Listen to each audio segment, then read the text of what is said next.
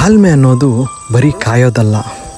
ಕೆಲವೊಮ್ಮೆ ಯಾವುದೂ ಸರಿ ಇಲ್ಲ ಅಂತ ಅನಿಸುತ್ತಲ್ಲ ನಮ್ಮ ಜೀವನದಲ್ಲಿ, ಆಗ ನಮ್ಮ ಮನಸ್ಸನ್ನ ಹಿಡಿತದಲ್ಲಿ ಹಿಡ್ಕೊಳ್ಳೋದು.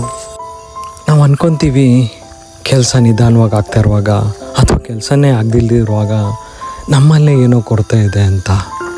ಆದರೆ ಕೆಲವು ನಮಗೆ ಸಿಗೋಕ್ಕಿಂತ ಮುಂಚೆ ಅದು ನಮಗೆ ಅದನ್ನ ಪಡ್ಕೊಳ್ಳೋ ಅರ್ಹತೆ ಕೊಡ್ತಾ ಇರುತ್ತೆ.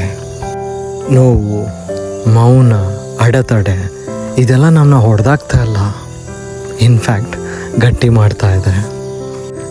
ಯಾರು ಮನಸ್ಸಿಂದ ತಾಳ್ಮೇಲೆ ಇರ್ತಾರಲ್ಲ ಅಂಥವ್ರಿಗೆ ಜೀವನ ಅವನ ಪಾಲಿಗೆ ಬರಬೇಕಾಗಿರೋದನ್ನ ಕೊಟ್ಟೆ ಕೊಡುತ್ತೆ. ತಾಳ್ಮೇಲಿರಿ, ಕಾಯ್ತಾ ಇರಿ, ಖಂಡಿತ ನಿಮ್ಮ ಟೈಮು ಬಂದೇ ಬರುತ್ತೆ.